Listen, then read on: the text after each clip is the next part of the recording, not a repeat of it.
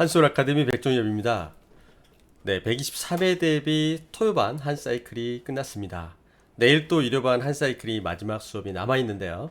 오늘 이 시간은 출제 빈도가 가장 높은 마감공사 첨삭 지도를 해드리도록 하겠습니다. 자, 이에 앞서서 간단하게 수요 모의고사 그리고 이제 교수진들이 대폭 교체가 됐었죠. 저희 이제 수석 합격하고 최고 득점 맞으신 분들 첨삭 지도 시스템이 좀 더 강화가 됐는데요. 간단하게 한번 보도록 하겠습니다. 저희 이제 한솔 제 개인 카톡인데 하루에 한 1000개 이상은 오는 것 같아요. 저희 이제 스터디 시스템 관리를 톡으로 계속해서 이렇게 하고 있는데요. 자, 일단 뭐 저희 이 토요 시스템, 일요 시스템이 있는데 평일반 수요 모의고사가 원래대로면 이제 그룹과의 형태로 이렇게 좀 준비를 하려고 했었어요. 한번 간단하게 보시면 이제 뭐 그룹과의 형태로 토탈 뭐 10주 정도, 10주, 11주 정도 해서 1인당 한 6, 7명씩 해서 집중 첨삭 지도를 하려고 계획을 했었습니다. 근데 좀 인원이 워낙 많이 신청을 하셔가지고 이제 7명에서 뭐 8명 정도 붙어가지고 해야 되는데 7명, 8명이면 1인당 첨삭 지도를 할 수 있는 인원이 10명 이내 정도로 보시면 돼요. 세부 체크를 하려면 보통 모의고사반을 운영을 하게 되면요, 인원이 많으면 첨삭 지도가 제대로 되지가 않습니다. 자, 수강하신 분들끼리 답안지를 이렇게 돌려보거나 또는 복사해서 벽에 붙여놓고 나면 그날 끝납니다. 100분 시험 보고. 그래서 저희가 이제 모의고사 시스템을 좀 더 세부적으로 정말 디테일하게끔 체크를 하기 위해서 지금 뭐 이제 최고 득점 맞고 수석 합격하신 분들 근데 오랜 노하우로 첨삭 지도 지금 계속해서 10여 년 지금 하고 있는데 팀들이 총 7분으로 이렇게 강화가 됐습니다. 자, 이번에 또 새로 우리 또 수석 합격하신 또 김현수 교수님도 다시 이렇게 오셨고요.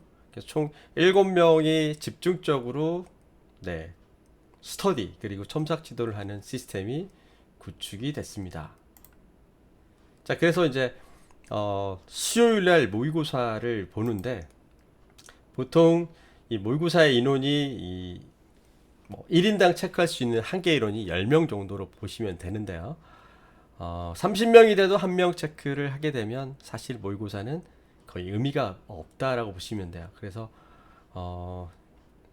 많으면 10명, 작으면 7명 정도로 해서 거의 개인과의 형태까지는 아니지만 그룹과의 형태로 모든 이 교수진들이 총 집합해서 평일날 첨삭 지도를 해 나가면서 문제점을 찾는 반입니다. 금액은 이제 10만 원인데 벌써 인원이 뭐 이틀 만에 한 개 인원을 넘었습니다. 그래서 지금 3개 팀이 아니라 4개 팀으로 지금 운영을 할 예정이고요. 자, 시스템 뭐 간단하게 되는데 기존에 제가 첨삭 지도를 어떻게 했었냐면요. 이게 지난 회차 수요반 첨삭 지도 제가 이제 노출 콘크리트부터 체크했던 부분인데 간단하게 보면 이제 수업이 끝나고 나면 체크를 해드리는데 기준 문제점 부분들을 이렇게 쭉 훑어주죠. 그리고 이제 문제의 방향성을 이렇게 제시를 합니다. 자, 그리고 방향이 나오고 아이템 정리를 이렇게 쭉 하죠.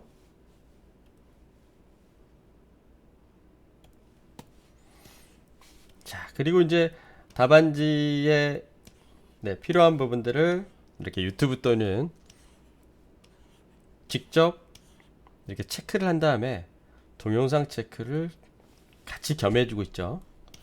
이렇게 해서 수요반에서 정말 디테일하게끔 체크를 하고 다시 또 토요나 일요반의 모의고사를 본 다음에 크로스 체크를 하기 때문에 좀 더 문제점을 찾을 수 있는 그런 기회입니다. 자, 그럼 이제 본격적으로 마감공사 가장 중요한 부분의 문제점들, 오늘 종강 수업이고 해서 제가 토요일날 내일 또 강의를 해서 집에 가야 되는데 오늘따라 또 제가 또 미용실도 갔다 오고 해서 머리 상태도 깔끔하게 단장이 되고 해서 첨삭 지도를 꼭 해야 되겠구나 이런 생각이 들더라고요. 그래서 집에 가야 되는데 지금 1시간 정도 체크를 하고 그렇게 갈 생각입니다. 자, 저희 이제 첨삭지도 양식들이 조금 멋지게 바뀌었죠. 간단하게 설명을 주로 많이 실수하는 부분들이 어떤 부분인가 한번 보도록 하겠습니다. 우리가 서술을 작성하실 때 실수가 반복되는 실수가 자주 나옵니다. 아주 자주 나옵니다. 그래서 반복되는 이 실수를 최소화하기 위해서 첨삭 지도를 하는데요. 답안 작성에 포인트 파악을 하는 양식입니다. 자, 개요에서는 먼저 상황이 제시가 되어야 되겠고 무엇보다 나의 방향성이 제시가 되어야 됩니다. 자, 메인 테마 그림을 그리실 때는 개요 부분과 본론 부분과 일치가 되어야 점수를 받을 수가 있습니다. 자, 그리고 첫 번째 페이지에는 기준을 제시를 해준다면 좀 더 좋은 점수를 획득을 할 수가 있겠고요. 본문에서는 크게 파트하고 프로세스 이 두 가지를 적절하게 표현을 해야 되는데 가장 실수를 하는 부분이 설명을 했을 때 그 설명과 세부 내용이 일치가 안 되는 부분들이 가장 많은 실수를 범하는 그런 사례라고 볼 수 있겠습니다. 자, 그리고 이제 밑에 보시면 내용을 반복하는 거 이거 정말 많이 하는데요. 예를 들면 이제 밀실시공 이렇게 적어놨어요. 뭔지는 모르는데 밀실시공 적어놨습니다. 자, 그 다음에 또 똑같은 형태로 안 했다가도 무슨 밀실시공 이렇게 반복적인 내용들을 계속해서 하시는 경우가 많습니다. 그런 거 주의를 해야 되겠고요. 위계질서라고 되어 있는 위계질서는 무엇이냐면 첫 번째 이 소괄호를 하고 아이템 번호를 적죠. 자, 이게 상위 폴더거든요. 자, 그리고 그 아이템을 설명하는 그림이 그 하단에 들어오죠. 아이템을 설명하는 게 하단에 들어옵니다. 자, 그리고 나서 오른쪽에는 핵심을 설명을 하고 그 다음에 하단에 부연 설명을 하게끔 되어 있는데 이게 단계별로 다르다는 소리죠. 상위 폴더 안에 설명하는 거 핵심 그리고 하단에 설명하는 내용이 달라요. 그런데 하단에 있는 부연 설명과 핵심과 내용이 같아 버리면 위계 질서가 붕괴가 된다는 소리입니다. 자, 이것도 제가 뒤쪽에 사례를 들면서 설명을 하도록 하겠습니다. 자, 넘어가겠습니다. 용어는 오늘 체크를 안 하도록 하겠습니다.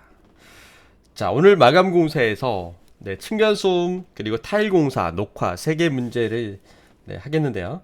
아무래도 내년 시험에 이 3가지가 다 나올 확률이 매우 높죠. 상당히 출제 빈도가 높은 문제들입니다. 첫 번째, 층간소음에서 왜 특화를 하지 못할까를 생각하면요. 우리는 시공을 하는데 신축 부분만 언급을 한다는 소리야. 신축 건물에 층간소음 방지 시공하는 문제점 이런 문제를 쓴다든지 신축 부분에 대한 설계 부분에 대한 내용을 쓰고 있어요. 그 다음에 기술적인 부분에 관해서만 언급을 하고 있습니다. 기술적인 부분. 자, 기술적인 부분만 언급을 하고 관리적인 부분을 언급을 안 하더라 이거죠. 잘 관리적인 부분이 알고 보면 층간소음에서는 더 중요하거든요. 자, 그렇다면 고득점을 맞으려면 다른 사람과 특화를 하려면 무엇이 필요하냐면 신축 이주 답안이 아니라 1번 신축에 관한 내용, 2번 구축에 관한 내용 중에 리모델링에 관한 내용들 3번 거주 중일 때 네, 이렇게 구분을 하시는 게 좀 더 다른 사람과 특화가 되어 있습니다. 특히 리모델링과 거주 중에 관한 내용들은 거의 대부분 모든 분들이 기술을 하고 있지 않습니다. 자, 그리고 제도와 기술을 구분을 해라. 너무 기술적인 부분에 치우쳐 있습니다.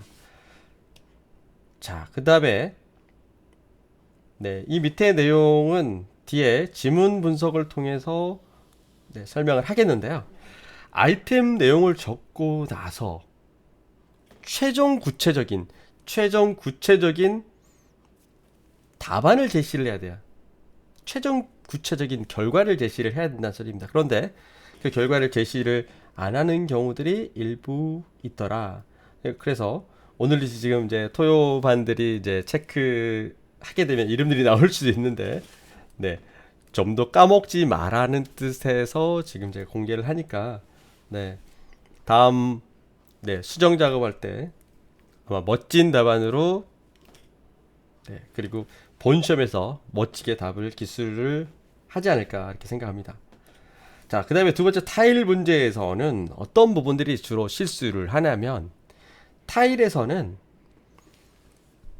바탕 구조체부터 해서 바탕 모르타르, 붙임 모르타르, 타일, 줄눈, 신축 줄눈, 환경 이 프로세스 물 흐름대로 와야 되는데 이게 보이지 않는 분들이 상당히 많더라. 자, 그리고 타일에서는 부위별 그림이 상당히 중요합니다. 코너 부위, 문틀과 접합 부위, 자, 이질재 접합 부위, 벽돌과 콘크리트 사이 이런 부분들의 디테일이 필요하겠고요. 줄눈 상세도, 꼭 필요한 줄눈 상세도 이런 것들을 네, 작성을 안 하신 분들이 상당히 많습니다. 그리고 이제 기술 지침을 참조해서 그리는데 기술 지침에 이제 보통 신축 줄눈이 네, 페이지 318페이지에 있어요. 그런데 그 그림을 잘못 그리게 되면 네, 느낌이 오지가 않습니다. 그럼 어떤 걸 그리는 게 훨씬 더 낫냐면 벽돌과 네, 콘크리트 접합 부위 그리는 게 훨씬 더 깔끔해 보일 수가 있겠고요. 317페이지 같은 경우 보면은 이제 네, 줄눈 시공의 요점 이런 그림들을 그려주면 좀 더 다양한 느낌으로 접근을 할 수 있는데도 불구하고 네, 일반적인 그림들이 많이 나오고 있더라 이거죠.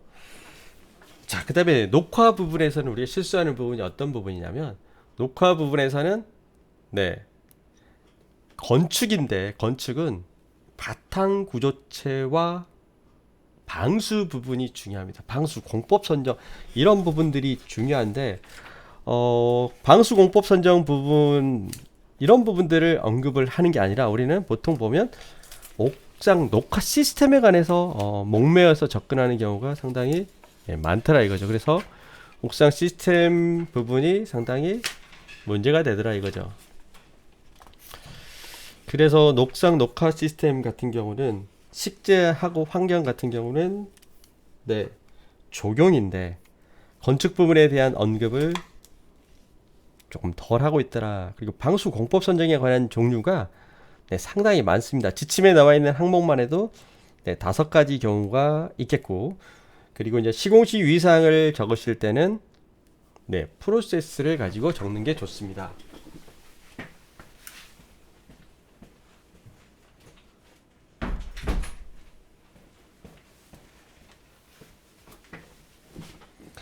자, 그럼 본격적으로 네, 세부 내용들 한번 보겠습니다. 자, 주요 지적사항 또 뒤에 나왔네요. 아이템의 위계 질서가 부족하다. 아이템의 위계 질서라는 것은 무엇이냐면요. 네, 아이템 이 상부 쪽은 네, 상위 개념 폴더가 되겠고요. 그 다음에 그림을 그렸다라는 것은 아이템을 설명을 하는 거죠. 자, 그럼 이 그림의 핵심 내용을 여기에 기술을 합니다. 그리고 부연 설명이라는 것은 이 모든 것에 네, 해설을 해주는 네, 그런 내용입니다. 자, 그래서 이 부연 설명과 핵심과 내용이 같은 내용이 되게 되면은 네, 위계질서상 맞지가 않는다. 그래서 핵심과 부연 설명이 동급이 되어서는 안 된다. 이거 뒤에 사례를 보면 설명하도록 하겠습니다. 자, 두 번째, 아이템 또는 부연 설명에 구체적 사실을 표현해야 된다. 밀실한 시공. 무엇으로 밀실한 시공을 할 거냐? 자, 예를 들면 접착제의 강도를 확보하여 구체적인 방안을 제시한다든가, 시공을 할 때 이음부 처리를 어떻게 할 것이냐, 겹침 시공을 할 거냐, 이런 내용들이 구체적으로 나와줘야 점수를 준다라고 보시면 돼요. 자, 넘어가겠습니다. 자, 신축 관한, 신축, 그 다음에 리모델링, 거주중에 관한 내용으로, 층간소음 문제를 들어가 주시면 좋겠습니다. 자, 층간소음 저감 기술인데, 신축 건물에서 이제, 아무래도 벽식 구조에서 진동 부분이 발생을 많이 하죠. 벽을 타고. 이런 부분에서 우리가 저감을 할 수 있는 방안 같은 경우는, 벽이 이렇게 있으면, 여기가 밑에가 또 있겠죠? 여기가 이제 뭐, 시공 줄린다 보면, 그럼 이 부분에 측면 완충제가 설치가 되고, 그 다음에 이 부분이 모르트라가 설치가 되잖아요. 그러면 이쪽 상단 레벨이 같거나 약간 높게 되거나 하면 큰 문제가 안 됩니다. 높게 되면 이제 마감이 좀 안 나오겠죠. 같게끔 가야 되는데, 그렇게 가야 이게 벽체로 소음이 전달되지가 않겠죠. 그러나 구조 여건상 벽식 구조는 어쩔 수가 없는 부분들이죠. 그래서 벽체의 길이를 조정한다든가, 진동 모드를 변경한다든가, 일직선으로 벽체를 구성해서 진동 분산 효과를 나타낸다든가. 자, 그런데 우리가 시험장에서는 이런 것들 그리기가 좀 복잡하잖아요. 그냥 벽체 하나 그리고, 그 다음에 여기는 뭘로 그리면 될까요? 기둥 부분으로 해서 라멘 구조 형태로 간단하게 그리면 해결이 될 것 같네요. 자, 그 다음에 우리가 이제 보통 아파트 신축과 구축인데, 지금 신축은 2830, 2850으로 시공이 되잖아요. 그런데 과거에 시공된 부분은 2600으로 되어 있습니다. 물론 16층 이상 스프링클러가 시공되는 부분들 아파트는 2800으로 되어 있죠. 자, 그러면 우리가 할 수 있는 방법들, 구축 아파트는 어떻게 처리를 리모델링 할 때 할 수가 있겠는가? 자, 우리 현장에서 보면 슬래브가 이렇게 있는 상태에서 각재 36짜리 들어가고, 석고보드 9.5T짜리가 들어갔던 게 2600 아파트죠. 자, 그럼 얘네들을 개선을 시키려고 보면 무엇이 필요할까요? 자, 첫 번째, 36짜리 각재 두께를 커버를 할 수 있는 특수 재질의 층간 소음지를 어떻게 해요? 에폭시라든가 접착제를 이용해서 천장에다 시공을 하고, 그 다음에 최종 마감재인 석고보드를 그대로 시공을 할 수 있게끔 개선을 하는 방법이 하나가 또 있겠고요. 이제 바닥에다는 할 수가 없어요. 바닥은 이미 이 층간 소음제가 두께가 뭐 두껍게는 30mm, 얇게는 20mm인데, 바닥 재질에 대해서는 크게 변경 가능성이 없어 보이죠. 추가적으로 이런 방법들이 또 있겠다. 그래서 구축 리모델링에 관한 내용의 공법들, 이런 부분들이 좀 언급을 해주면 좋을 것 같고요. 구축. 자, 기타 맞춤 설계라고 되어 있는데, 이것도 이제 뭐 기본적으로 여러 가지 공법들이 적용이 될 수가 있습니다. 보강을 할 수 있는 공법들, 이런 부분들을 언급을 해주시면 좋겠습니다. 무엇보다 완충제의 두께보다는 재질이 중요하다. 자, 그 다음에 이제 거주직인 아파트. 자, 거주직인 거는 이제 어떻게 우리가 해결하기가 힘들 것 같지만, 소음의 원천은 무엇이냐면 교육 잘못이죠. 그래서 자, 이런 부분들은 자, 이렇게 해서 도표로 간단하게 표현을 좀 해주시면 좋을 것 같아요. 자, 그래서 정리를 하면 신축, 그 다음에 공동주택 리모델링, 구축 리모델링, 그 다음에 거주 아파트, 이렇게 네, 세 가지 파트로 구분을 해서 접근을 하실 수가 있겠습니다. 자, 지금 문제 층간소음에서 가장 포인트는 슬래브 두께, 바닥 플러스 천장재, 완충제의 종류가 가장 중요한 내용이 되겠습니다. 자, 그래서 우리가 또 오류를 범하는 내용 중에 하나가 네, 마감 모르타르 부분과 층간소음과의 관계인데, 자, 마감 모르타르의 균열이 층간소음과 직결되지는 않습니다. 직결될 수도 있지만 네, 가장 중요한 원인은 아닙니다. 그래서 개요에서는 완충제의 성능 기준이라든가 네, 또는 네, 슬래브 두께의 문제라든가 네, 기타 천장제 부분이라든가 이런 부분들을 언급을 해주시는 게 좋고, 제가 추천하는 거는 네, 신축과 네, 구축, 그 다음에 네, 거주, 이렇게 세 가지로 나눠서 접근을 하는 걸 추천을 드리겠습니다. 자, 그리고 지금은 네, 저감 방안은 일단 내용이 아주 깔끔하게 정리가 네, 잘 됐어요. 자, 그런데 이제 시공시 유의사항에서 내용은 기포, 그 다음에 물축임 이런 부분들은 네, 층간소음 문제가 아니라 방바닥 미장에 관한 내용입니다. 자, 그래서 이 부분만 수정을 해서 가주시면 되겠습니다. 이 안에 내용은 되게 또 잘 됐어요. 방바닥 미장 내용으로 응용을 해서 수정 작업을 해주시면 될 것 같아요. 자, 그 다음에 이제 두 번째 공동주택 층간소음 방안에서 자, 층간소음 전달 경로를 분석했다. 그리고 그 경로에 따라서 그림도 네, 아주 깔끔하게끔 잘 정리가 됐죠. 네. 그래서 고체 공기 전파, 그 다음에 천장 내 공명 진동, 그 다음에 슬리브. 자, 이렇게 해서 이제 네, 고체 전달음과 천장 그리고 이제 설비로 구분을 해서 그림이 아주 깔끔하게 잘 됐죠. 자, 그런데 잘 보실까요? 네. 이게 위계질서라는 거예요. 전달 경로를 분석을 했습니다. 자, 그림을 분석을 해서 보니까 결과물이 이렇게 고체, 천장, 네, 설비 나왔죠. 그러면 이 하단부 내용은 확실한 부연 설명이 나와야 돼요. 소음 저감을 위한 현실적 시공 유의 구간 파악.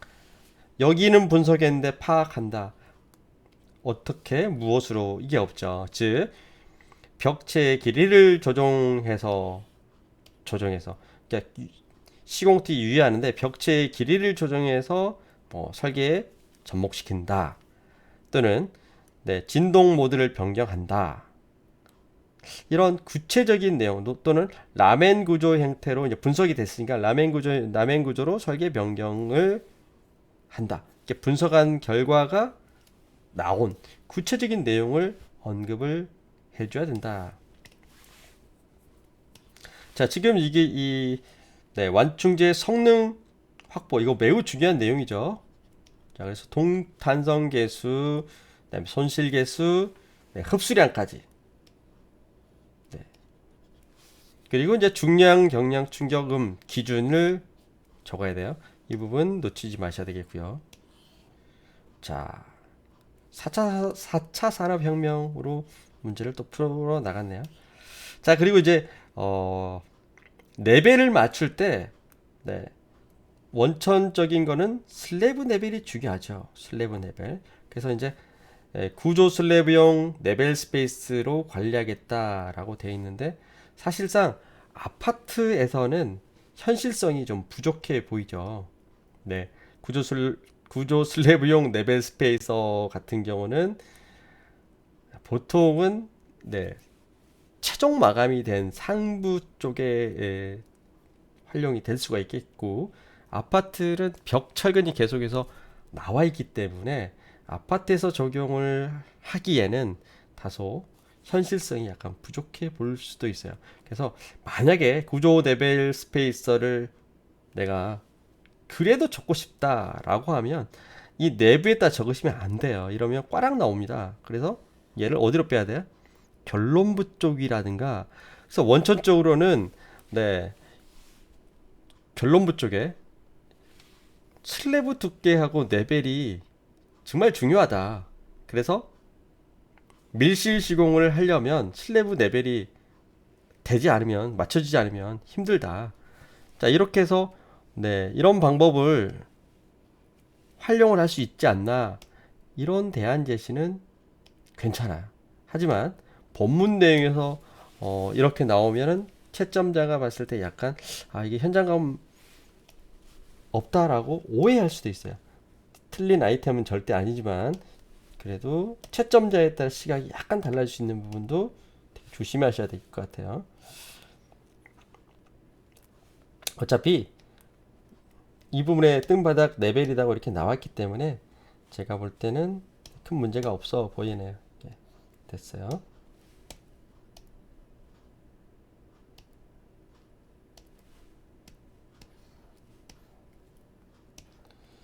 자, 그 다음에 보겠습니다. 완충제 밀착 시공이다라고 나와 있는 부분들. 완충제 밀착 시공. 잠시만요. 펜이 나와야 되는데 펜이 잘 안 나와요.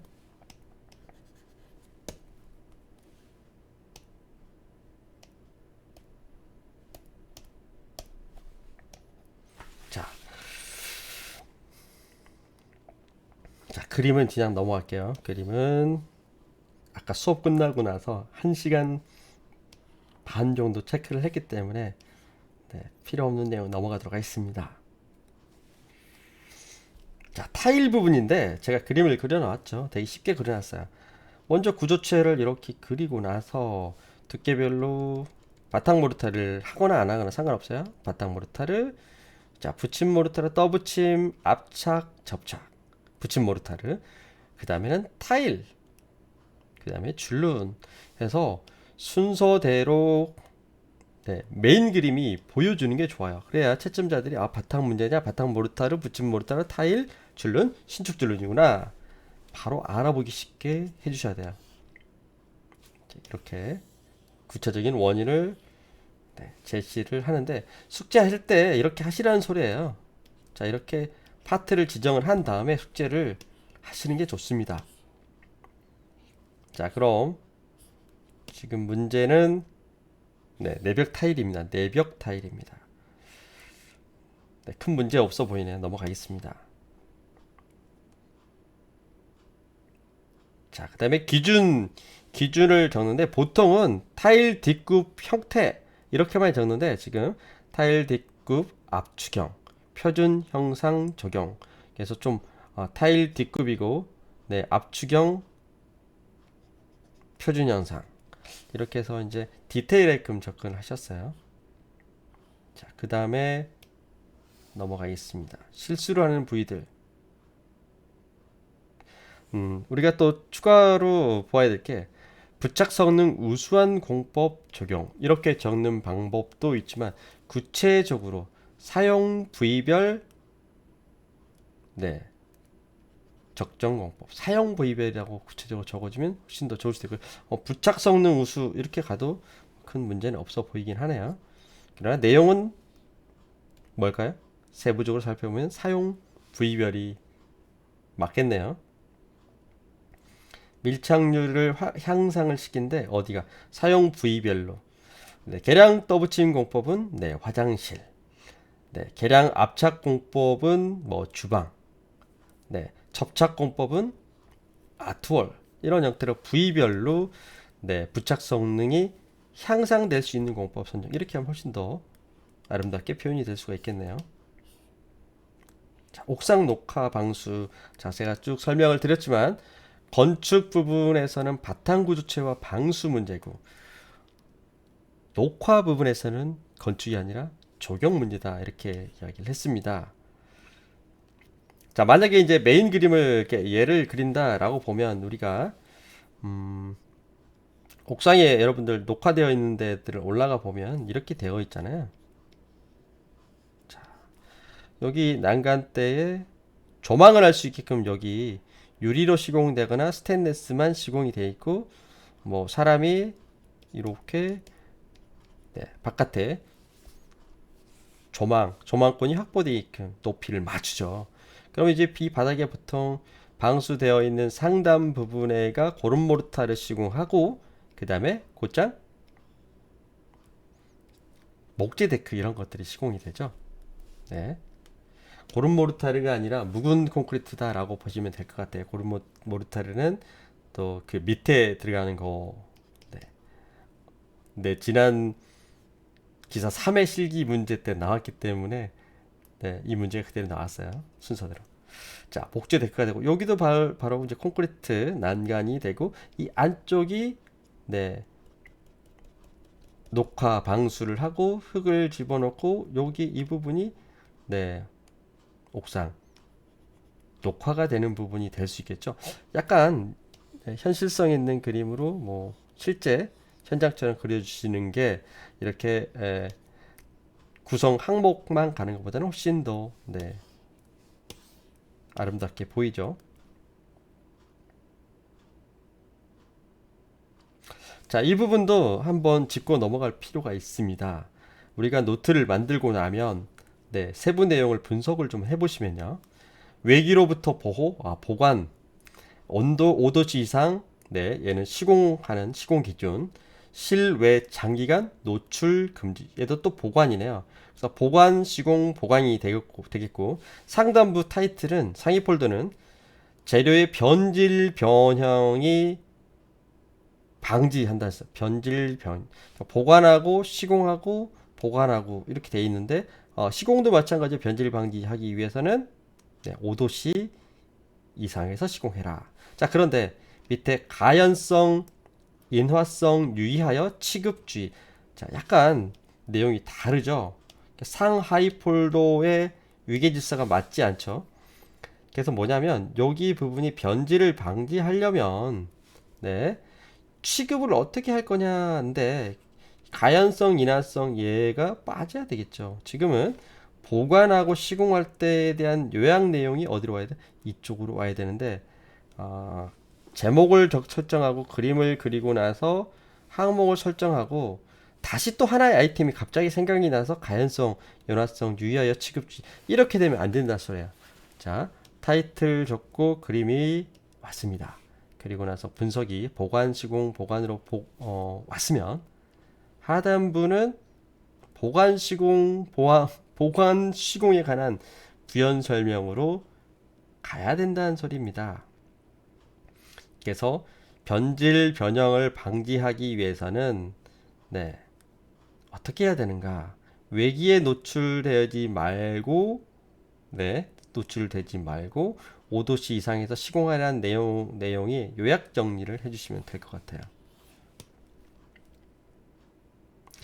그리고 이제 가장 우리가 또 실수를 하는 부분 중에 하나가 네, 치켜 올림 시공해서 지금 치켜 올렸어요. 그리고 다시 네, 100mm 치켜 올렸습니다. 자, 그리고 나서 다시 치켜 올림 시공. 자, 이것도 상위 폴더에서 지금 치켜 올림이라 이렇게 왔잖아요. 그러면 우측에서는 네, 왜 치켜 올리냐에 대한 내용을 적으셔야 돼요. 네, 이 상단부 이 부분이 네, 일체 시공이 안 됐을 경우를 감안해서 구조체의 균열 이런 부분으로 인해서 누수 발생이 되기 때문에 네, 그걸 막기 위한 내용이 오른쪽에가 와야 되겠죠. 네, 이런 부분들이 우리가 좀 많이 공통적으로 실수하는 부분들이더라. 자, 이거는 이제 정규 수업 때 했던 내용이니까 정규 수업 때 네, 수화를 그대로 하시면 될 것 같아요.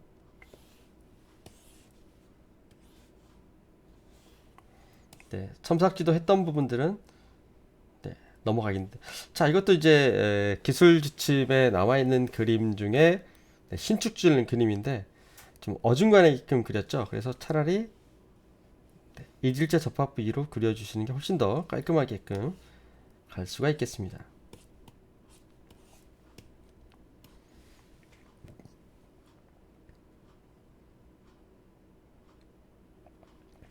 네, 지금 그림은 이제 보통 낮은 발코니가 뭐 이렇게 되어 있죠. 공동주택으로 보면. 자, 그리고 다시 이런 식으로 되어 있고, 동절기 보양을 한다든가 아니면 비닐 보양을 했다 그러면 이렇게 점선으로 이 부분 보양을 해서 직사광선 되어 있는 부분에서 네, 뭐 차단을 할 수도 있겠고, 아니면 물축임에 관한 내용을 언급을 해서, 또는 여기가 보가 있고 문틀이 있고. 자, 지금 부분이 이제 많은 내용을 가다 보니까 약간 산만해진 부분들을 약간 이런 형태로 변경해서 그려 달라고 제가 요구를 한 것 같아요. 자, 우리가 또 가장 많이 실수하고 있는 부분 중에 하나가, 자, 표준 바닥 구조 완충제 밀실 시공, 완충제 부착 상태 밀실 시공, 전형적으로 가장 많이 하는 내용이에요. 자, 그러면은 이거 어떻게 해야 될까요? 도대체 어떻게 하라는 소리죠? 이거, 이거 엄청나게 중요하고 엄청나게 실수를, 전국에 있는 기술사 준비하시는 분들이 가장 많이 하고 있는 실수 중에 하나입니다. 자, 상위 폴더잖아요. 상위 폴더고 지금 하이 폴더에서 설명을 하고 있는 거예요. 그러면 밀실 시공을 한다. 그럼 하이 폴더는 무엇이 나와야 되냐면요. 구체적인 게 나와야 돼요. 부착 성능 또는 접착제 강도 확보 또는 이음매 또는 틈새 보완, 이런 내용이 이쪽으로 들어와야 이게 부연 설명이라는 거는 자연스럽게 해결이 된다는 소리입니다. 아, 밀실 시공을 하기 위해서는 완충제 부착 상태 밀실 시공이 아니라 부착 상태가 밀실 시공이 되려면은 접착 강도를 확보를 해야 되겠죠. 그럼 접착 강도 확보, 이렇게 적는 것보다는 접착 재료의 선정, 접착 재료의 네, 종류에 따라서 다를 수 있고, 접착 재료의 네, 성능에 따라서 다를 수가 있겠죠. 성능, 그 내용이 이쪽으로 들어와줘야 점수를 받을 수가 있겠습니다. 자, 다시 한번 또 보겠습니다. 경량벽체 바닥 완충제 설치를 했어요. 상위 폴더에서. 그럼 하이 폴더에서는 네, 경량벽체 런너 바닥 완충제 설치다 해서 그림을 그렸어요. 그림을 그려서 부연 설명이 갔기 때문에 그게 카바가 됐어요. 카바가 일부. 근데 지금 이제 하이폴더로 넘어와서 동급으로 경량벽체 하부 완충제 설치, 또 이렇게 가면 이게 좋은 표현이 안 된다라고 보시면 될 것 같아요. 이런 부분들을 우리가 가장 많이 실수를 하는데, 자, 우리가 기술사 시험에서 뭔가 원인 나오면 엄청 문제점은 되게 잘 써요, 다들. 그런데 방지 대책은 잘 못 쓰는 경우가 많습니다. 자, 설비 난방 파이프 고정 철저예요. 또 고정 철저. 설비 난방 파이프는 우리 현장에서 클립바 설치하면 끝나요. 그죠? 클립바 설치하면 끝나요. 그럼 구체적인 방안을 결과물을 제시를 했잖아요. 자, 그런데 난방 배관 고정 시 기포 양생 상태 확인. 양생 상태 확인. 그러니까 이건 유클립에 관한 내용이니까 맞죠. 하지만 우리가 좀 더 네, 고급 개념으로 가면 클립바를 사용하니까 좀 더 좋은 내용으로 가주시는 게 좋겠습니다. 자, 그리고 이제 우리 이번에 네, 제가 숙제를 내줄 때 이렇게 분석을 하게끔 네, 지금 내주고 있죠. 지문 분석. 왜냐하면 옥상 녹화 같은 경우는 지문을 한번 잘 보시면은요, 건축 문제에서는 재료의 요구 성능이 나옵니다. 재료의 요구 성능. 그런데 건축 문제가 아니라 또 건축도 필요하지만 적용과 관련해서 네, 옥상 시스템의 필요성에 관한 내용들. 근데 완전 건축적으로 지금 가려고 하면은 네, 지금 옥상 정원을 위한 방수 방근 적용 시 시공 형태별 특징과 시공 환경에 따른 유의사항, 이게 완전 이제 건축 부분의 네, 건축물의 네, 종류에 따라서 네, 또는 네, 중간에 들어가는 옥상 녹화가 있겠고 최상층에 들어가는 옥상 녹화가 있겠고 네, 종류들이 여러 가지가 있잖아요. 그 중에서 옥상 정원을 위한 방수 방근에 관한 적용 시 시공 형태. 그래서 시공 형태에 관한 내용들을 언급을 해 주셔야 돼요. 녹화 시스템에서 시공 형태별 특징이다. 노출이냐, 네, 비노출이냐, 공법 종류에 따라서도 다르겠죠. 그 다음에, 네, 전면 녹화 방식이냐, 부분 녹화 방식이냐에 따라서, 네, 다르겠죠. 그러니까 저관리 경량형이냐, 관리 중량형이냐에 따라서 네, 식재 수목하는 형태가 또 달라질 수가 있기 때문에 이런 그 조경 부분과 건축 부분의 네, 전반적인 통합화로 낼 수 있는 문제가 116회 때 출제가 됐고요. 85회 때 같은 경우는 옥상 및 주차장 상부 적용에 따른 시공시 검토 사항이다. 네, 이런 부분들 같은 경우는 이제 네, 구조체에 관한 부분, 건축물 구조체에 관한 부분들에 대해서 중점적으로 언급을 좀 해주셔야 됩니다. 물론 이제 방수도 마찬가지지만요. 그래서 지문에 관한 내용들을 이렇게 분석을 쭉 해서 그에 따른 내용을 적고 있습니다.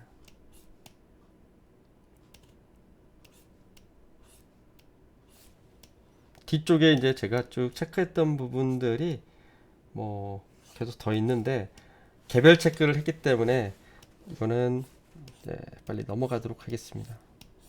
이런 식으로 지금 숙제를 쭉 해 오셨죠? 프리핸드로 아주 잘 분석까지 아주 잘 정리를 했습니다. 네, 이것도 이제 그림을 응용을 해서 적었어요. 지금 같은 경우는 볼트 중앙에서 단부 조임 이런 거 같은 경우는 네, 크게 건드릴 게 없죠. 그래서 부연 설명 같은 경우는 이렇게 간단하게 네, 중앙부에서 단부로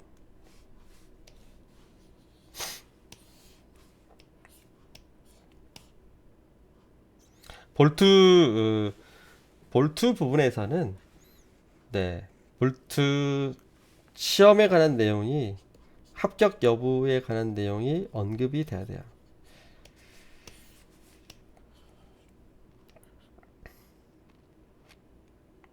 일단 뒤에 쭉 마지막에 1시간 정도 체크를 했는데 오늘은 네, 시간 관계상 여기까지 할까요? 좀 아쉽긴 한데요. 이게 내용이 뒤가 워낙 많아서 네, 살짝 한번 보겠습니다. 네, 층간소음에 관해서 지금 네, 소음 전달 경로죠 지금. 네, 전달하는 네, 경로를 그림을 그리셨네요. 그리고 전달 과정, 그 다음에 기준을 적으셨고, 네, 구성 항목들 그리셨습니다. 아, 복사가 조금 날라갔네요.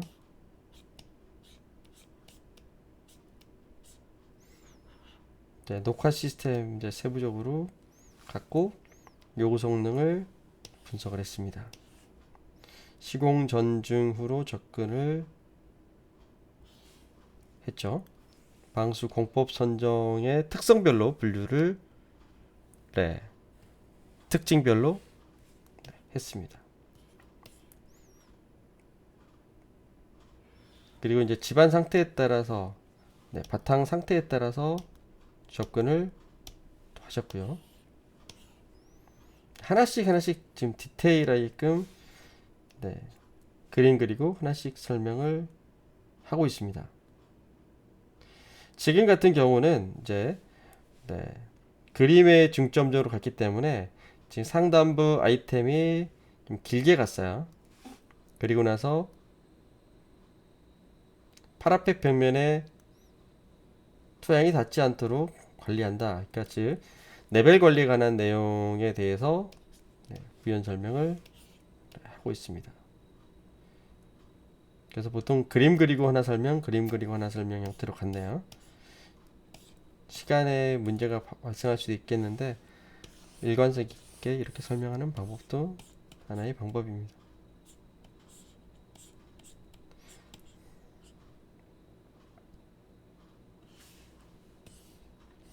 지금은 이제 네, 소음 발생의 종류하고 직접 공기 전달. 그래서 제목이 층간 소음의 발생 이렇게 해서 가는 게 아니라 한 번 더 쳐다보셔야 돼요. 여기를 쳐다보면 제목이 나옵니다. 직접 충격 소음, 공기 전달 충격 소음. 그러니까 소음의 분류 또는 종류가 되겠고,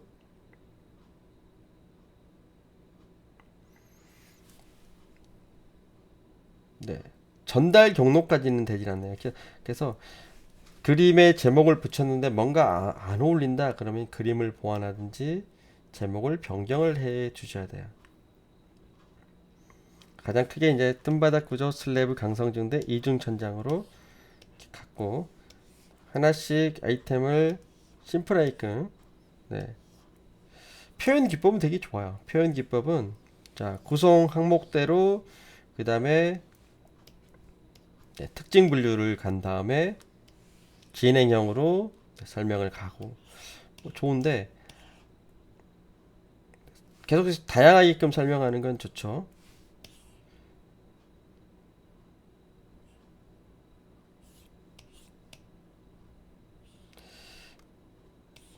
그런데 이제 조금 네, 답안지가 기억에 바로 남지는 않을 것 같기도 해. 근데 시험장 가면은 음, 시험장 가게 되면 이렇게 변화를 주면 고득점은 나오지는 않는데 합격은 해요.